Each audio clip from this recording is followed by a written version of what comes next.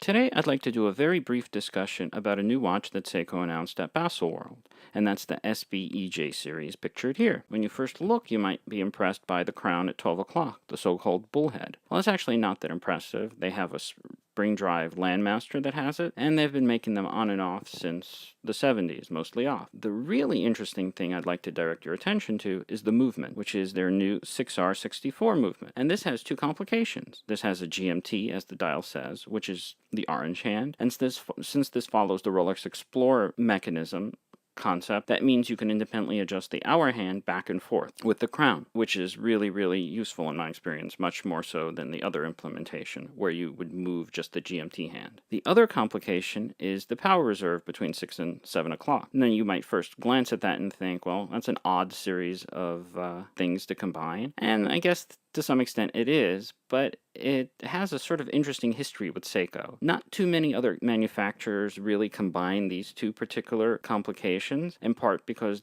movements, especially without using piggyback mechanisms and things like that, don't really exist for these two complications. But Seiko in particular has actually been using this combination since the 90s in different formats. And for the rest of the video, I'd like to do a little brief discussion about the history of that. Here we have one of Seiko's earliest, if not the earliest, implementations of GMT plus power reserve. This is a Scuba Master from the 90s. It has a kinetic 5M45 movement, and like in our automatic movement that we mentioned, there's a GMT hand, independently adjustable hour hand, and power reserve that can be accessed by pressing the button at 2 o'clock. It jumps by 5-second intervals to show the charge in the capacitor. Even though it's not as fancy as the spring drive that came after it, the concept is the same. And I'm pretty sure that Seiko was alone in doing power reserve plus GMT implementation, especially in the 90s. And again, this is the good GMT, where the independent hour hand moves, not the other. Fast forwarding about a decade, we have the spring drive Marine Master 600, which was released in about 2005. Once again, the white hand is the GMT hand, the hour hand is independently adjustable, and now we have a power reserve that's visible on the dial. It's a bit silver and the light is strong. But the interesting thing is, there's a decade roughly between these two watches.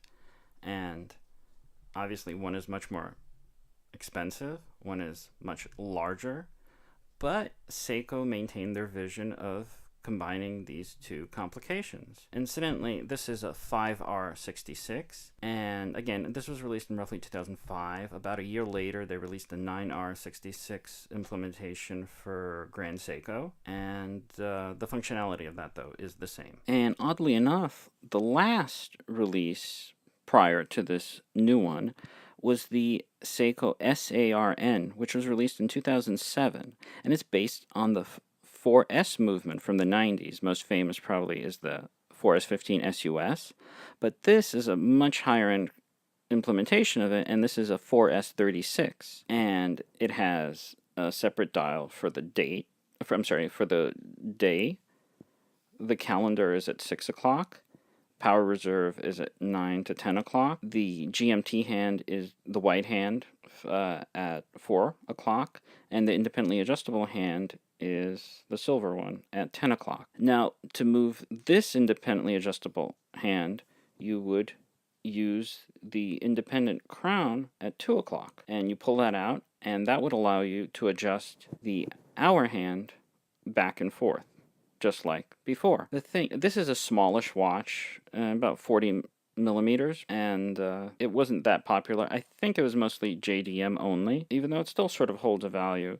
The movement was higher end. I believe it was made in the Japanese factory that makes the 8L and Grand Seiko movements, but I don't think it ever really caught on. But most interesting for me is that this is a 4S movement from the 90s, and somehow its implementation with power reserve.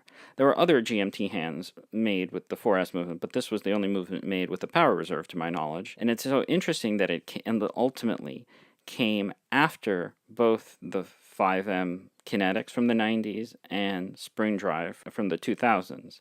This came last. It's just a little interesting footnote. And to finish off this video, I thought I'd show some models made by other manufacturers that have these two complications. On the left, we have a Panerai that uses an in-house movement. On the right, we have an Audemars Piguet that also uses an in-house movement.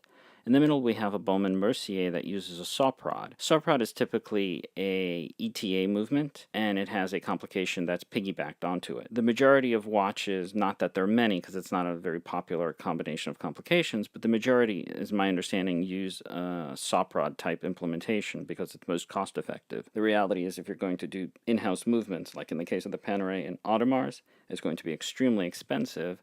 And again, since these aren't the most popular implementations, you're not going to see this too often. Personally, looking at these, I think the dials are all sort of busy, and I don't really appreciate the aesthetics. Overall, I'd probably say I prefer the Scuba Master and Marine Master Spring Drive most, as they're the easiest to read and most functional. But that's just my opinion. Anyway, that's about it for this video, and as usual, thanks for watching.